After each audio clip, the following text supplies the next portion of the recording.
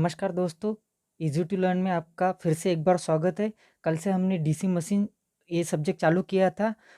कल हमने उसका इंट्रोडक्शन देख लिया, आज हम उसका कंस्ट्रक्शन देखेंगे।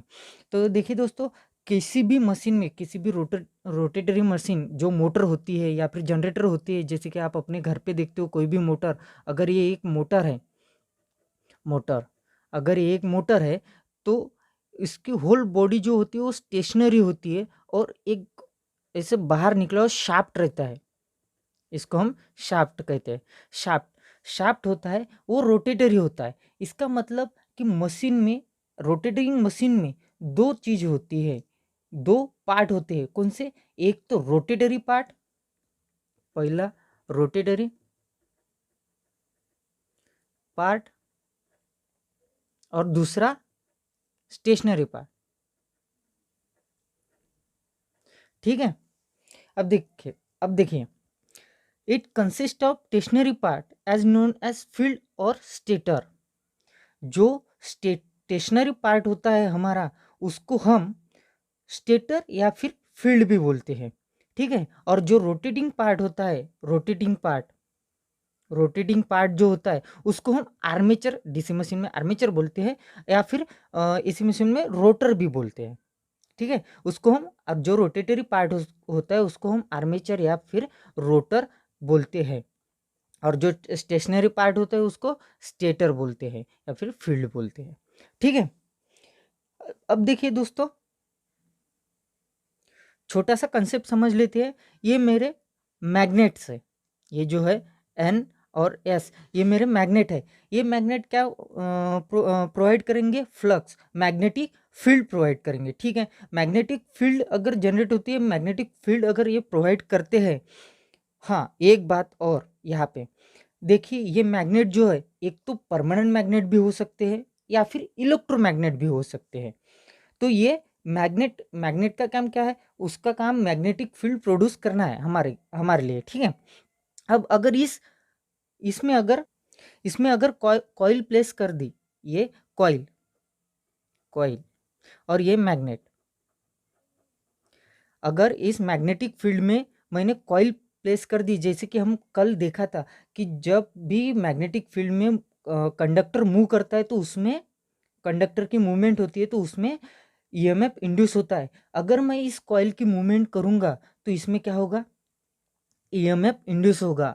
जी हाँ दोस्तों, ईएमएफ इंड्यूस होगा, इंड्यूस। अभी देखिए, ईएमएफ इंड्यूस होगा तो वो रिस्पॉन्सिबल वो किसके लिए होगा? करंट फ्लो करने के लिए। अगर ईएमएफ इंड्यूस हो रहा है तो उसमें से करंट फ्लो होगा। तो ठीक है, तो हमारा यहाँ से करंट फ्लो होगा। ठीक है, आई, जिसको मैं नाम देते तो आई। तो एक कॉइल का एक एंड जो है वो मैंने कम्यूटेटर के ए पॉइंट को टच कर दिया और दूसरा जो एंड है कम्यूटेटर के बी पॉइंट को टच कर दिया। अब ये कम्यूटेटर क्या है?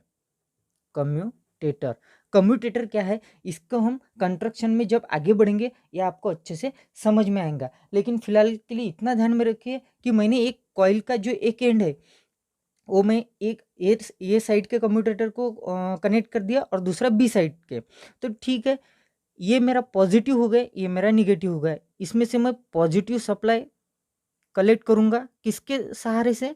ब्रशेस के सहारे से। अगर देखिए, ये मेरा रोटेटरी पार्ट है, ये रोटेट हो रहा है, समझ लीजिए रोटेट हो रहा है, तो मैं यहाँ पे ऐसा ब्रशेस लगा दूंगा जिसको हम ब्रशेस कहते हैं। वो कार्बन से भी बने होते हैं। तो वो या इस रॉड में से, इसमें से, ये कम्यूटेटर है समझ लीजिए, इसमें से वो करंट कलेक्ट करेगा, ये ब्रशेस ऐसे रोटेट होते रहेगा और इसमें से करंट फ्लो होगा। ठीक है। अब एक करंट यहाँ से फ्लो होना चालू होगा रेजिस्टेंस आर में से। ठीक है। ये छोटा सा एक कंसेप्ट है डीसी जनरेटर का। तो थोड़ा सा क्यों ना मैं यहाँ पे एसी का भी थोड़ा सा कंसेप्ट समझा दूँ। ठीक है, ये मेरा एन हो गया, ये मेरा यस हो गया। सेम थिंग, ये फ्लक्स शॉर्टकट में समझा देता हूँ, जब एसी पढ़ेंगे तो डिटेल में तो जाएंगे ही, उसमें कोई दिक्कत नहीं है। तो देखिए, ये मेरा कंडक्टर हो गया, इसका एक एक एंड ये मेरा शाफ्ट हो गया, इसका एक एंड में एक स्लिप रिंग को, अब ये स्लिप रिंग क्या है, कम्यूटेटर क्या है, ये आपको कंस्ट्रक्शन में डिटेल में पता चल जाएगा। इसीलिए आप घबराइए मत। आपको अच्छे से आगे चल के समझ में आएगा। जस्ट मैं आपको फैमिलियर होने के लिए ये सब वर्ड्स बता रहा हूँ। तो दूसरी रिंग यहाँ पे होती है, दूसरी स्लिप रिंग यहाँ पे होते हैं। तो इस यहाँ से हम इनके सहारे से हम करंट कलेक्ट करते हैं, ठीक है? इनके सहारे से हम करंट कलेक्ट करते हैं सर्किट में। ये तो था एसी का और ये था डीसी का। अब देखिए कम्यूटेटर का काम क्या है, यहाँ पे स्लिप रिंग यहाँ पे भी लगा सकते हैं, लेकिन नहीं, क्योंकि हमें डीसी चाहिए इसीलिए हम कम्यूटेटर लगाते हैं। इसीलिए तो डीसी मशीन और एसी मशीन दोनों का कंस्ट्रक्शन बहुत ही ज़्यादा डिफरेंट है और उनमें बहुत ही ज़्यादा फ़र्क है कि कंस्ट्रक्शन में दोनों का कंस्ट्रक्शन एक दूसरे से बिल्कुल अलग है। तो आइए आगे देखते हैं। चलिए तो एक बार फिर से हम अच्छे से देख लेते हैं, क्योंकि ये सब चीज़ें हमें बहुत ज़्यादा काम में आने वाली है। अगर ये चीज़ें नहीं समझ में आई तो समझ लीजिए मशीन समझ में नहीं आएंगी, ठीक है? तो या अब तक हमने क्या देखा था कि जो भी मैग्नेट है, हमारे मैग्नेट क्या करते हैं, मैग्नेटिक फील्ड प्रोड्यूस करते हैं, मैग्नेटिक फील्ड प्रोड्यूस करते हैं। अगर उस मैग्नेटिक फील्ड में मैंने कंडक्टर रख दिया, कॉइल या फिर कोई भी कंडक्टर रख दिया है जो करंट अलो कर सकता है, कंडक्टर रख दिया, अगर वो मूवमेंट कर रहा है, वो हिल रहा है, मूवमेंट कर रहा है, रोटेट हो रहा है, तो उसमें ईएमएफ इंड्यूस होगा, उसमें ईएमएफ इंड्यूस होगा। ईएमएफ यानी वोल्टेज। और इंड्यूस कैसे होगा, जैसे कि हमने कल के लेक्चर में देखा था कि Faraday's law of electromagnetic induction, ठीक है? तो इसमें ईएमएफ इंड्यूस होगा। तो इस कॉइल का एक एंड मैंने ए पे लगा दिया, एक एंड मैंने बी पे लगा दिया, ठीक है? यहाँ से हम करंट कलेक्ट करेंगे, ठीक है? यहाँ से हम सप्लाई कलेक्ट करेंगे। तो ये था हमारा डीसी जनरेटर का फिनोमिना, एक शॉर्टकट में बता दिया मैंने। और ये था हमारा एसी जनरेटर का, सिंक्रोनस जनरेटर का फिनोमिना। तो इसके थोड़े से पॉइंट देख लेते हैं। तो डीसी जनरेटर में क्या क्या पार्ट होते हैं, क्या पार्ट, हमें तो बाहर से देखने के लिए तो क्या गोल ऐसे कुछ दिखता है, लेकिन अंदर के पार्ट क्या क्या होते हैं ये सब हम वन बाय वन, एक एक पार्ट हम अच्छे से समझ लेंगे। तो क्या क्या होता है पहले उसकी लिस्ट देख लेते हैं, बाद में एक एक उसको अच्छे से डायग्रामेटिकली हम समझ लेंगे। आप चिंता मत कीजिए, आपको अच्छे से मैं प्रोवाइड करूँगा, ठीक है? तो पहला मैग्नेटिक फ्रेम और योक, मैग्नेटिक फ्रेम और योक। देखिए दोस्तों, आपने अपने घर पे कोई भी मोटर देखी होगी, जैसे कि वो टंकी, मोटर पंप जो टंकी में पानी चढ़ाता है, वो पंप, उसके ऊपर के जो ऊपर का शेप है, जो राउंड शेप रहता है, जो मेटल रहता है, ऊपर की बॉडी बॉडी जी हाँ दोस्तों, बॉडी, उसको हम योक कहते हैं। आप और एक बार ये सब पॉइंट डिस्कस करने के बाद आप जाके देखिए, क्योंकि जब तक हम प्रैक्टिकली समझ नहीं लेंगे तब तक हमें बस थ्योरेटिकली आएगा, प्रैक्टिकली हम देखते बराबर उस पार्ट को पहचान नहीं पाएंगे, ठीक है? तो और मैं आपको प्रैक्टिकली दिखाने की कोशिश भी करूँगा, मेरे पास जितने पार्ट है वो मैं आपको सब दिखाने की कोशिश करूँगा, ठीक है? जो आउटर फ्रेम होती है हमारी मोटर की या फिर जनरेटर की आउटर फ्रेम, उसको हम मैग्नेटिक फ्रेम या फिर योक भी बोलते हैं। अब पोल कोर और पोल शू ये भी पार्ट होते हैं। देखिए मैं यहाँ पे निकाल के दिखा देता हूँ कि आपको आपके मोटर में कुछ ऐसा पार्ट होगा, सॉरी जनरेटर में कुछ ऐसा पार्ट होगा, ठीक है? इसको हम पोल शू बोलते हैं,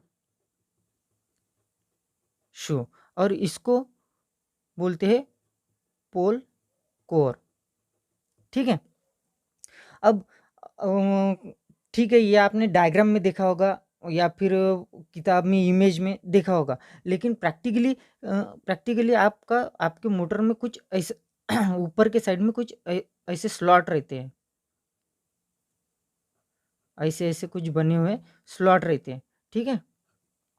ऐसे स्लॉट रहते हैं, इसको ही हम ये ऊपर का जो पोर्शन है उसको पोल शू बोलते हैं। और उन स्लॉट के इसके नीचे जो होता है इस तरीके का पोर्शन, उसको हम पोल कोर बोलते हैं। एक बार अगर आपके घर में कोई खुली हुई मोटर होंगी तो आप चेक करके देख लीजिए और हमें कल के लेक्चर में कमेंट में बताइए। जब हम पोल शू और पोल कोर पढ़ेंगे तब आपको और भी अच्छे से समझ में आएगा, अगर आप प्रैक्टिकली देखते हो तो। ठीक है।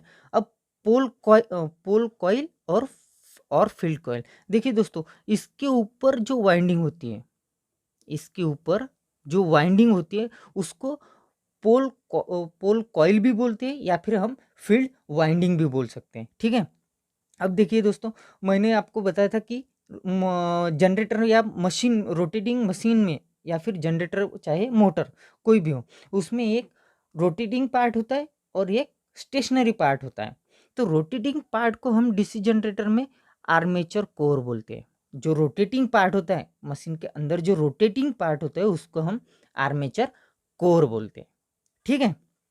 अब आर्मेचर वाइंडिंग और कंडक्टर, आर्मेचर पे जो रोटेटिंग पार्ट होता है उसके ऊपर जो वाइंडिंग प्लेस की जाती है या फिर कंडक्टर प्लेस किए जाते हैं उसको हम बोलते हैं आर्मेचर वाइंडिंग और कंडक्टर। ठीक है। ये सब हम देखने वाले हैं डिटेल में। अभी तो सिर्फ क्या क्या पार्ट होते हैं डीसी जनरेटर में यही देख रहे हैं। अब 6 नंबर का कौन सा है, कम्यूटेटर, जिसके बारे में अभी अभी मैंने आपको थोड़ा सा बताया था, वो सिर्फ उसकी थोड़ी सी इंफॉर्मेशन थी। कम्यूटेटर, कम्यूटेटर का काम क्या है मैंने थोड़ा सा बताया था आपको, क्या है बताइए, सोचिए थोड़ा सा। कम्यूटेटर का काम क्या होता है, ये एक कन्वर्टर है, ये एसी टू डीसी में करता है, एसी करंट को डीसी करंट में कन्वर्ट करता है। ठीक है। और ब्रशेस का भी मैंने आपको ब्रशेस का भी थोड़ा सा पोर्शन बता दिया था कि उसका काम क्या है, करंट कलेक्ट करना। या फिर एसी मोटर अगर कंसीडर करें, सॉरी एसी जनरेटर अगर कंसीडर करेंगे तो स्लिप रिंग से, अगर डीसी जनरेटर कंसीडर करेंगे तो कम्यूटेटर से करंट कलेक्ट करने का उसका काम है। बेरिंग्स, ये तो मैक्सिमम लोगों को भी पता होगा कि मोटर्स में बेरिंग होते हैं। अगर बेरिंग ही नहीं होंगे तो उसको रोटेट करने के लिए स्मूथनेस कैसे मिलेगी। बेरिंग का काम आपको पता ही होगा, बहुत सारे लोग बेरिंग से खेलते भी है, बचपन में हम भी खेले थे, कि उसका काम क्या है, रोटेशन स्मूथ करना, रोटेशन को स्मूथली प्रोवाइड करना, ये उसका काम है। इसीलिए मशीन्स में बेरिंग का इस्तेमाल किया जाता है। कोई भी रोटेटिंग मशीन हो या एसी हो चाहे डीसी हो, जनरेटर हो, अल्टरनेटर हो, सिंक्रोनस मशीन हो, कोई भी मशीन हो, उसमें बेरिंग का इस्तेमाल किया जाता है क्योंकि रोटेशन स्मूथ हो। कि अगर रोटेशन स्मूथ होगा तो लॉसेस कम से कम होंगे। तब ये लॉसेस की बात निकली है तो यहीं पे रुक जाते हैं, क्योंकि लॉसेस अगर देखने जाएंगे तो आगे का बहुत बड़ा पोर्शन है और हम आगे चल के देखने वाले हैं।